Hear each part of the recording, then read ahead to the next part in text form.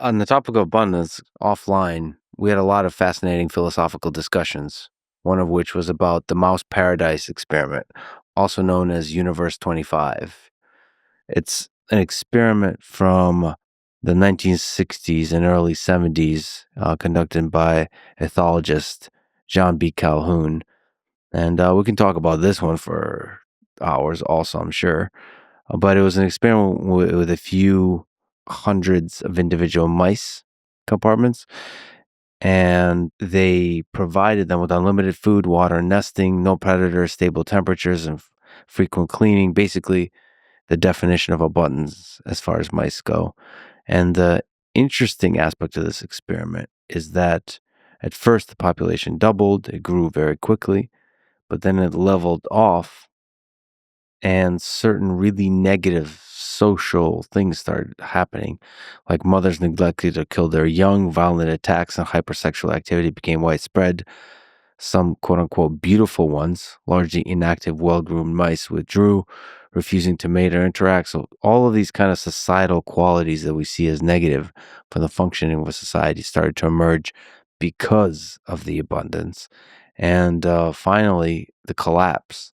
The reproduction rates crashed, social dysfunction spread to the next generation, and eventually just went extinct. It didn't just plummet to a low level, it plummeted steadily to zero, despite the fact that there was ongoing resource abundance.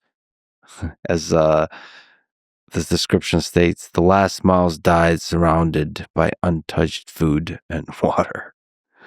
So, I mean, there's deep wisdom to that about abundance. It seems you've mentioned this in different contexts throughout this conversation. It seems like scarcity, it seems like constraints, it seems like non-abundance is essential for human flourishing, which is a counterintuitive notion. It's true for mice, and I think it's probably true for humans too. We have evolved to overcome scarcity.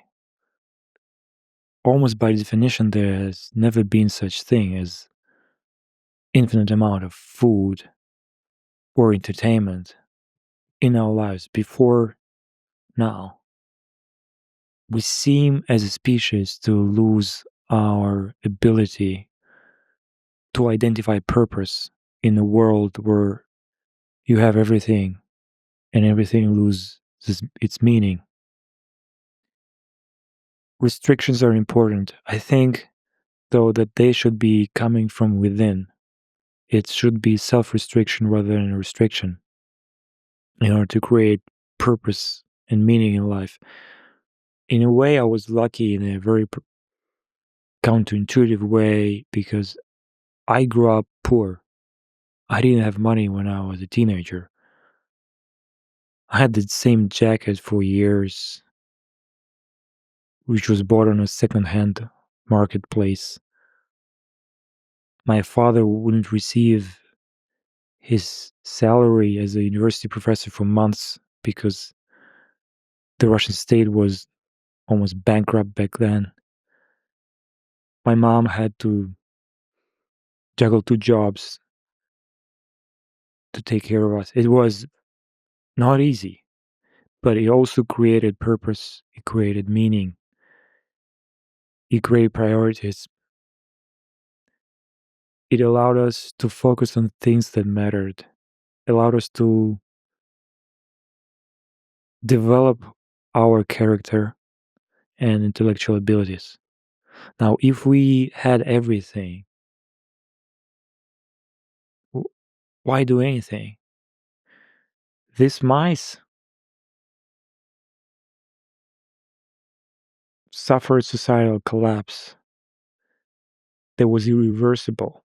And this is not an accident. This kind of experiment has been repeated countless times. At a certain point, social dysfunction and the erosion of social roles becomes contagious, and the society gradually degrades into a chaotic collection of individuals unable to take care of the next generation or even to produce the next generation. and it goes extinct. It's fascinating because we're creating technologies, and this is what AI is proposing to our future generations as a problem to solve, which is AI may very well create abundance. And so we will be like these mice, potentially. Whether it's AI or other kinds of technologies that increasingly give more and more to all of us. And it is a thing that is good, decrease the amount of suffering in the world, increase the quality of life. But as we reach towards that abundance, the fabric that connects us, rooted in our biology that's developed by evolution, might create a real challenge for us. We should find the right balance between chaos and order, between self-restriction and freedom for creativity.